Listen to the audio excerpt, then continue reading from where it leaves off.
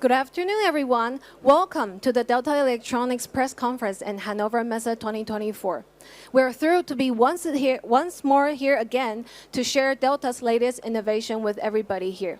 It's our pleasure to see some new faces and also some familiar faces joining us again here. We're about to start a press conference, and this press conference is not just live here, it's also live streamed on the Delta Electronics EMEA, YouTube, and LinkedIn. So I would like to extend our sincere welcome to our audiences that's joining online as well. My name is Judy Wu from Delta Electronics EMEA region, and I will be your moderator today. Joining us today are two prestigious speakers to present at our press conference, Mr. Dalip Sharma, the President and General Manager of Delta Electronics EMEA region, and Mr. Michael Mayarosa, Senior Director, Industrial Automation Business Group from Delta Electronics EMEA region. We're also very happy to be joined by Delta's top management team here today. Allow me to introduce you to Mr. Jimmy Ying, Executive Vice President at Global Operations from Delta Electronics. Welcome and thank you for being with us here today. We're excited to share with you Delta's latest advancement in our energy-efficient technology for the greener future. We will start off with how Delta is shaping the future with its energy-efficient technology and sustainable mindset. We will also be sharing with you our latest evolution, which we have for the next generation factory automation. After the press conference, you will also have a chance to interact with our speakers in the Q&A session, so please stay tuned. Now, without further ado, I would like to invite Mr. Dalip Sharma to share his insights on how Delta is leading towards a sustainable future. Dalip, the stage is yours. Good afternoon. Good afternoon to ladies and gentlemen, distinguished guests, and esteemed participants both on site and online who are virtually joining us from all over the globe.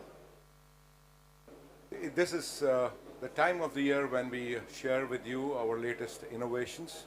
We showcase them to you. We also talk about some thought-provoking ideas and share some industry insights with you. So let's begin with the presentation today. The topic of the presentation today is innovation meets sustainability, shaping tomorrow together. Now, at Delta, innovation and sustainability both are important and both coexist and go together hand in hand. So I will give you some of the topics on both the sides so that you can see how important is innovation to Delta, but at the same time, our focus on sustainability. What you see on the screen is the information that Delta has been once again for the third successive year nominated as a global top 100 innovators. So from 22 onwards, this is the third successive time that we get this recognition. And the reason we get this recognition is because of our relentless pursuit to look for the frontiers on the technology advancements, and we continue to follow them. Delta is investing about 6 to 8% of its global revenues into research and development, and has generated a powerhouse of patent portfolio of over 12,000 patents, and that keeps on growing with time. We bring some of these innovations here on the booths today, so you can witness for yourself. On the left-hand side, we're showcasing the intelligent industry products and solutions that you can have a look after the press conference. On the right corner, you see the smart energy infrastructure that we are showcasing the 500 kilowatt ultra-fast chargers with a host of other solutions together with renewable energy. And then in the section behind that, we also showcase our ICT infrastructure. So please take a chance to talk to our colleagues if you want more details want to look at any specific aspects. Now, talking about factory automation transformation. So factory automation is transforming, and there are four trends that we see. One is sustainability and efficiency. What you see here on the picture is a dark factory, which means that there are only robots working in the factory, highly automated, without any human being. And as a result, what we gain is energy efficiency, and the productivity is increased multifold. at the same time minimizing the complexity. On the second picture, you see a second trend, which is flexible automation. With the growing demand of personalized products, and this flexible manufacturing line helps to work on small batches and to switch from one product to another. This can be done with a minimum downtime and minimum retooling. Enhanced quality is where the robots and humans are working together to improve the efficiency and improve the quality at the same time. And at the same time, the fourth one is a workforce development. We all know and experience that there is a critical shortage of skilled manpower nowadays in the industry, not only in Germany, but this is a trend worldwide. And then the use of robotics helps to relieve some of those critical manpower to be used in more critical functions and applications, and then have the line totally automated. So this is some of the trends that we are enabling and we are also adapting. And with this, we also bring to you new evolution to smart factory automation. This is the D-Bot, Delta's latest collaborative robot. My colleague Michael will speak more in detail about this. Now, talking about the next generation manufacturing based on AI, and Delta is already on this path to get into a next generation of electronics manufacturing using AI. And Omniverse is helping Delta to improve the simulation between the tray and object with the help of consolidating several 3D synthetic data from various devices such as sensors and machines. And today we also take this opportunity to showcase the digital twin powered by NVIDIA Omniverse, so you can have a look on later on. The 5G IoT value proposition for Industry 4.0. So if we look at the next years, 2024 to 2030, we will have huge growth in the 5G IoT devices, and most of these devices, more than half of these devices, are finding application in Industry 4.0. And to enable this to happen, we also need a high-band 5G infrastructure, which means that with high bandwidth, minimal latency, and this trend is growing very fast with the adoption of AI technology and emergence of time-critical use cases. We will have more and more edge data centers available in the factory campuses and across the streets to make sure that we can bring down the latency to milliseconds and enable those time-critical use cases. What that does is not only improve the bandwidth, but also make sure that our privacy and security is improved. At the same time, scalability is possible to the factor of n. To make this happen, we are also showcasing our whole host of data center solutions. For example, ZooBus Edge, which is a single rack data center for small enterprise. ZooBus Pod, which is an aisle-based data center solution. ZooBus Powertrain, which is a power-to-power module for larger application factories, and ZooBus Node, which is all in one data center, right from 18 kilowatt going up to 90 kilowatt.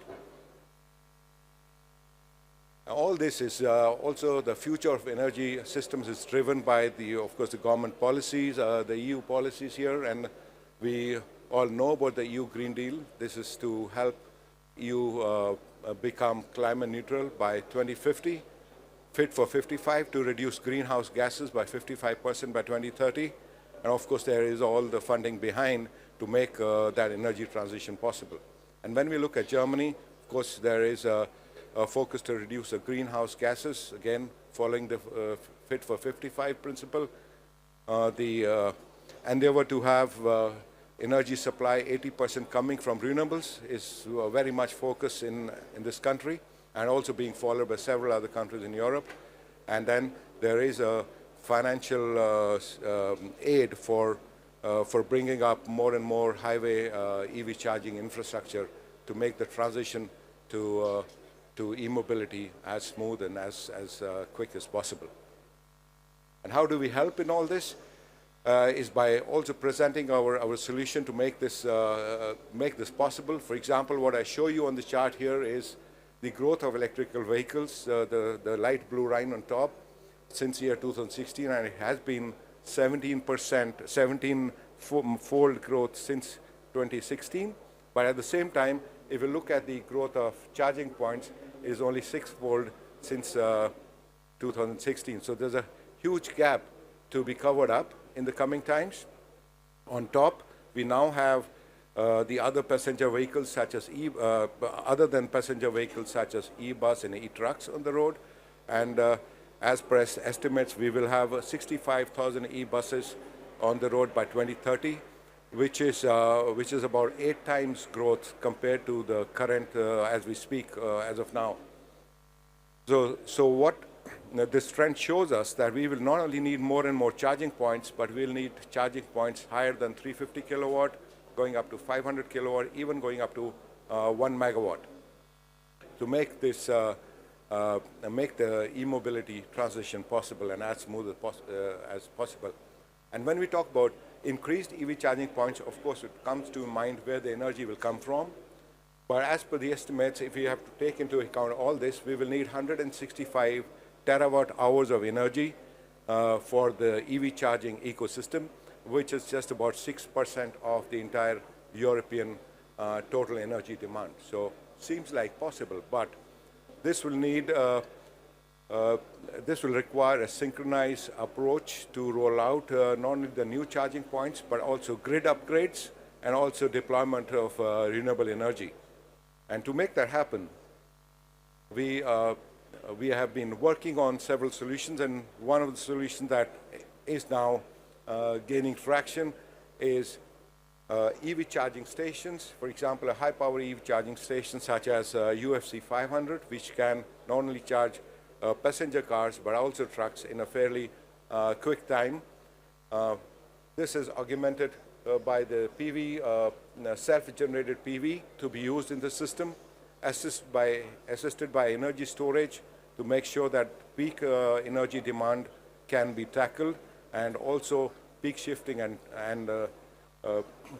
time shifting, peak shaving and time shifting can be done.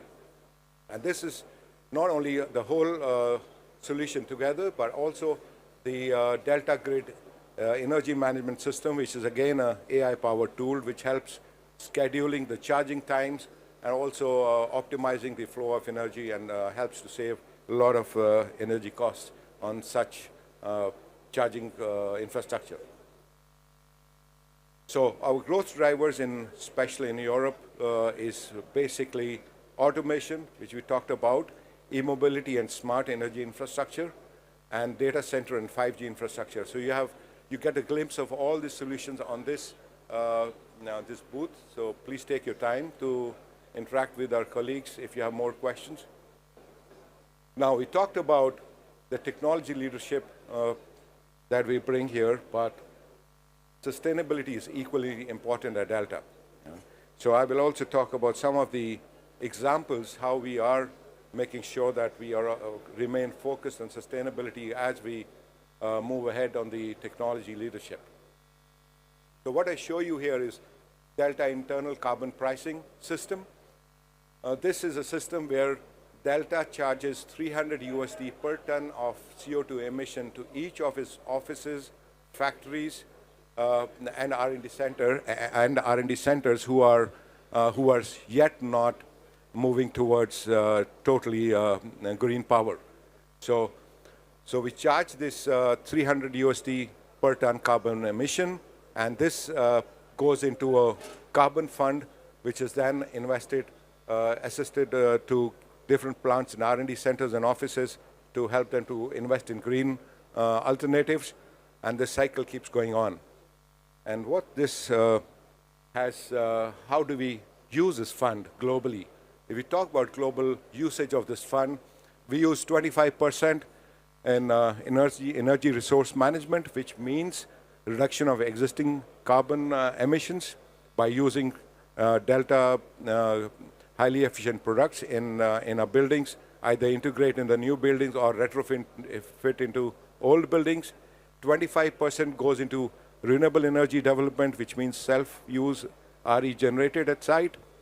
And then 50% is used in low carbon innovations, so low carbon technologies that helps to generate circular economy. But when we look at the EMEA side, we use 12% for energy resource management, 32% for renewable energy management, and 56% for low carbon innovations.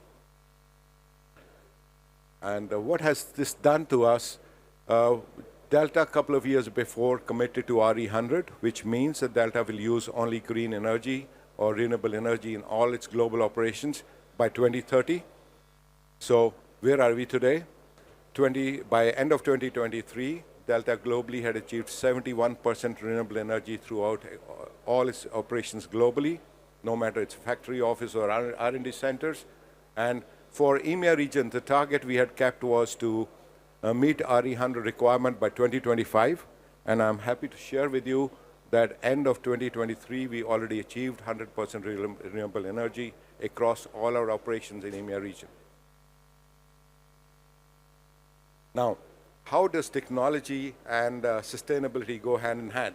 So what you see on this chart is Delta's economic growth has already decoupled with the greenhouse gas emissions.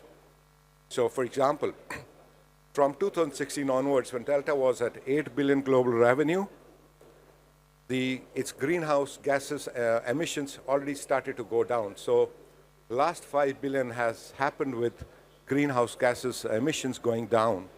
So which shows that we can grow, an enterprise can follow its economic goals, but at the same time, its focus on sustainability, we can do much more at the time when we are growing. So this was possible by Delta's engagement very early. In 2015, Delta signed committed We Mean Business. 2017, we passed the science-based targets, and 2018, we committed to EV100. 2021, we committed to the RE100, the climate group, and then and so on and so forth. So this continues. So this tells you that while we are looking to grow, and we are also highly focused on the greenhouse gas emission reduction and meet our 100% renewable goal by 2030, and it's already started to show as an example that both are possible. Not only our endeavor for green energy or lowering the greenhouse gases, we also, in a small way, try to help the local communities. For example, what you see in a video is a reforestation program in Germany. Delta, between 2020 and 2023, has already planted 20,000 trees. And then we also participate with local communities in beach cleaning efforts or canal cleaning efforts. And these are only a few examples.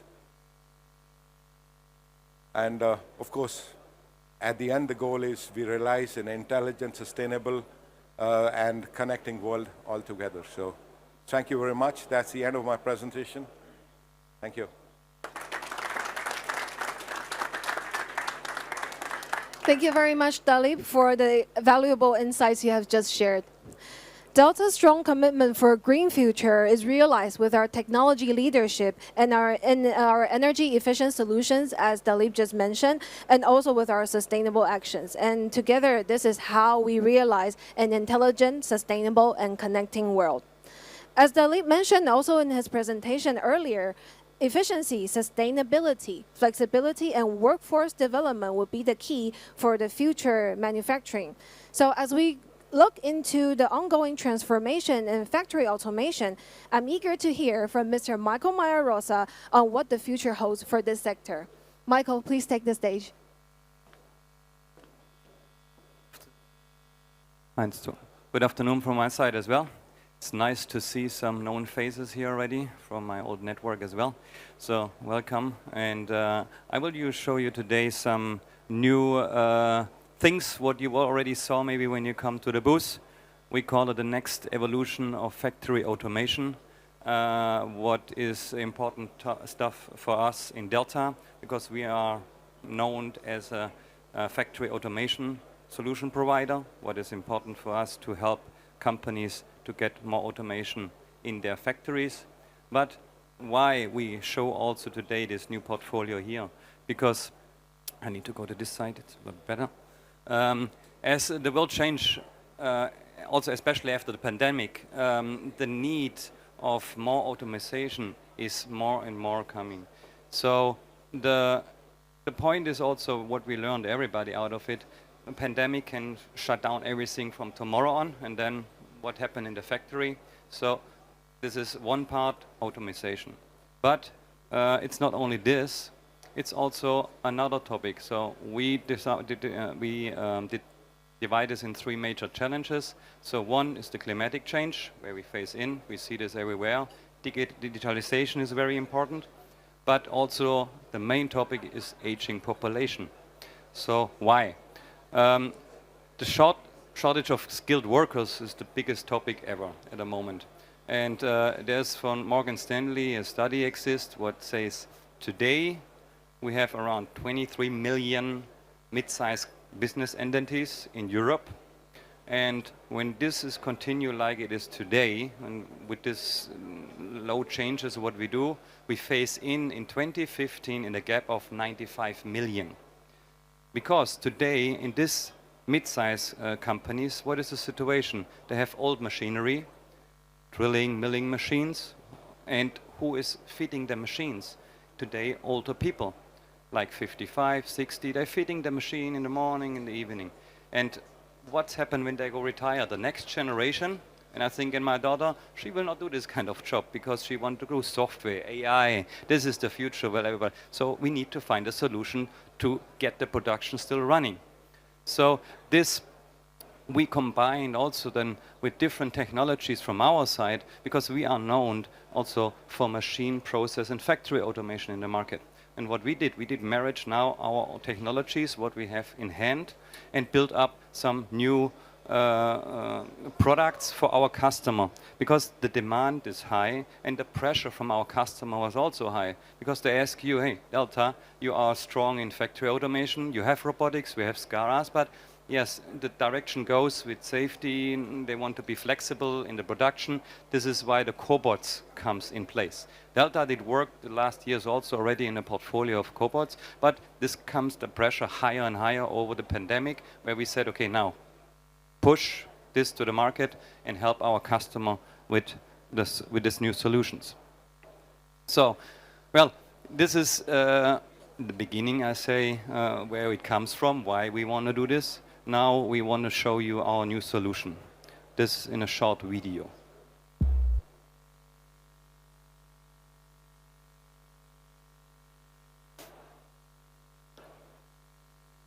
Normally it should come.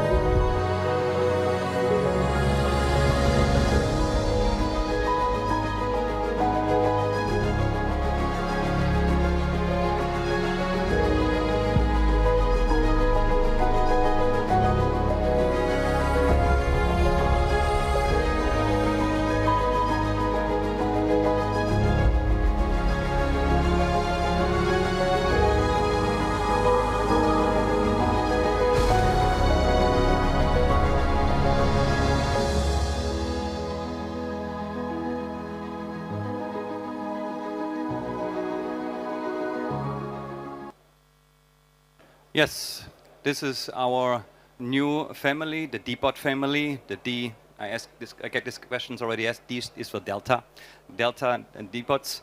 And yes, it's a cobot. That's the answer for us from our side to the market.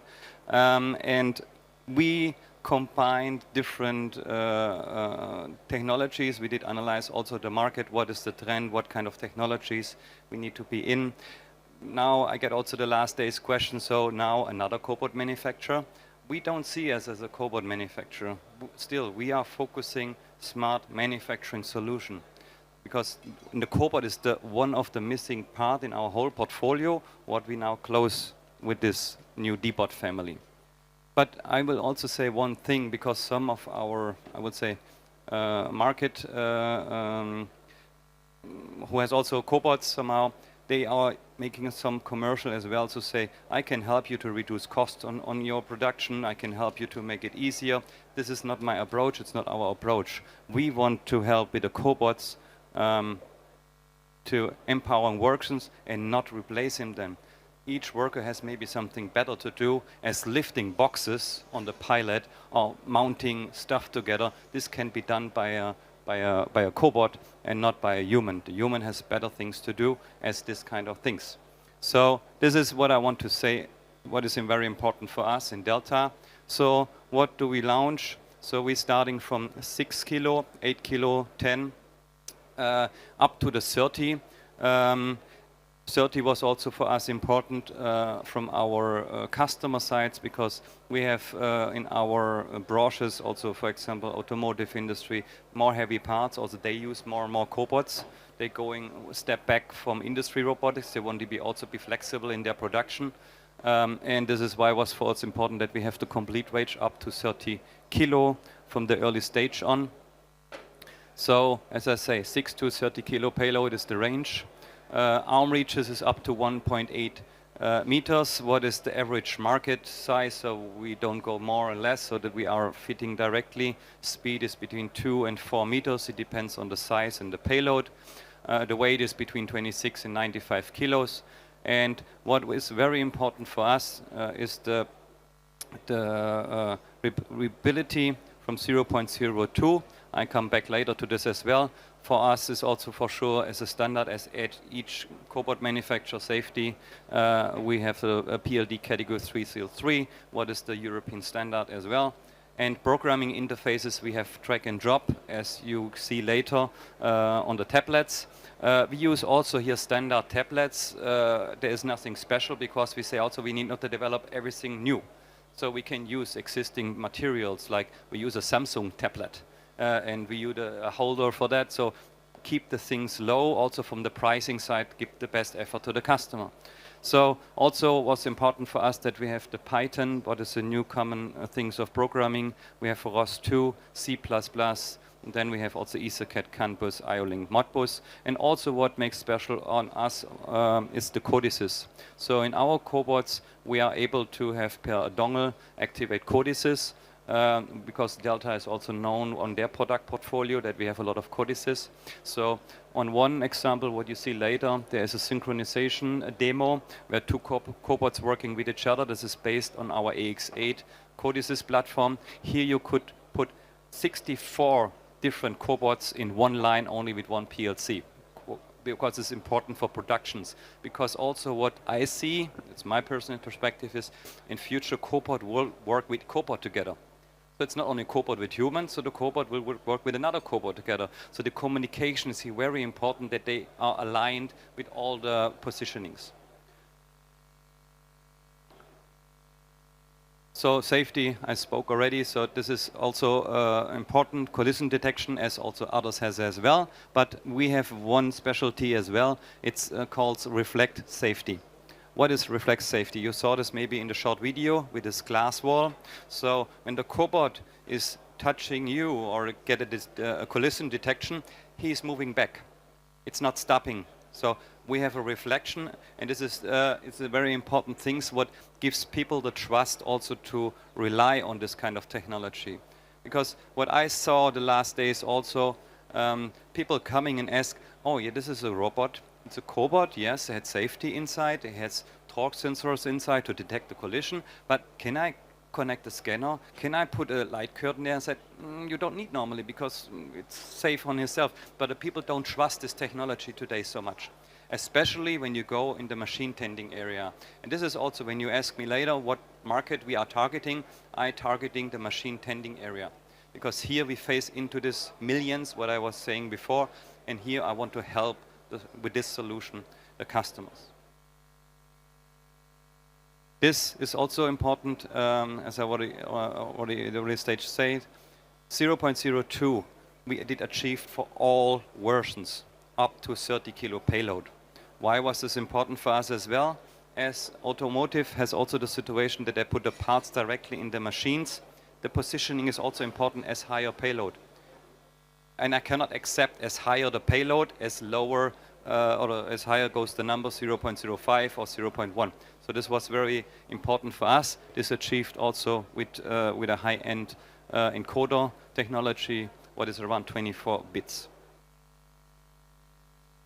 Also, what was important for us, because we saw also in the market, this is also a trend with the IP rate.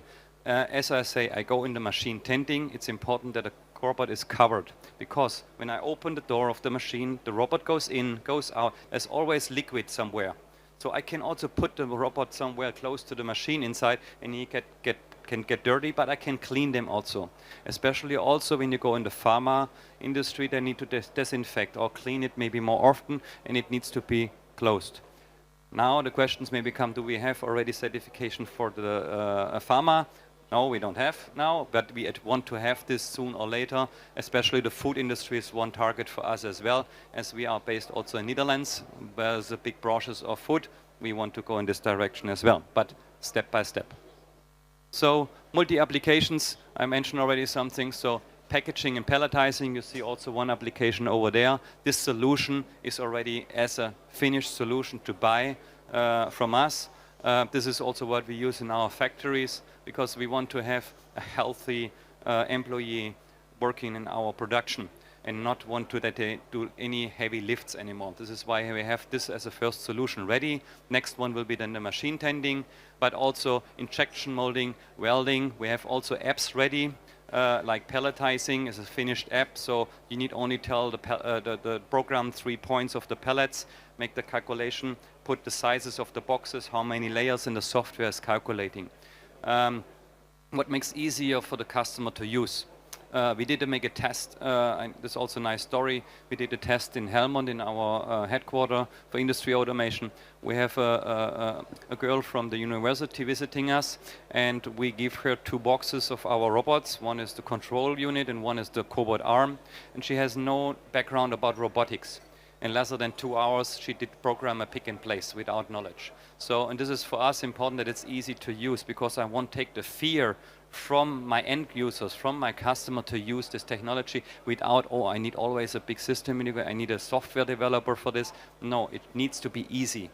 You will see later also on the demo, you can play by self how easy it is.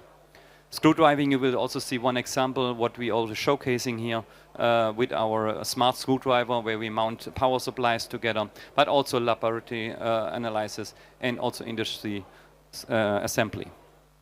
Process, I guess you got it already, so it's industry automation, automotive manufacturing, logistic, packaging, and electronics. But also electronics come back to Germany, as you know, so this is also a market what will come up now sooner or later, but also pharmaceutical is one of our focus branches. Yes, I can only say be a part of the next evolution. It was nice to explain you today a little bit of our cobots. I can tell you now another 2-3 hours about the technology and everything, but I would say we do it different. I invite you to our area. My team is ready there. So they spend the time with you now, show you exactly what we can do, how it works, and I hope you have a good impression today. Thank you.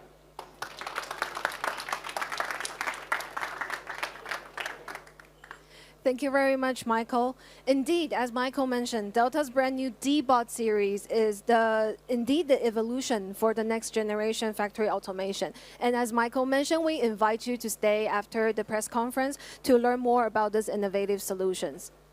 So I think after all these informative presentations, you must have some questions. We're ready to enter the Q&A sessions.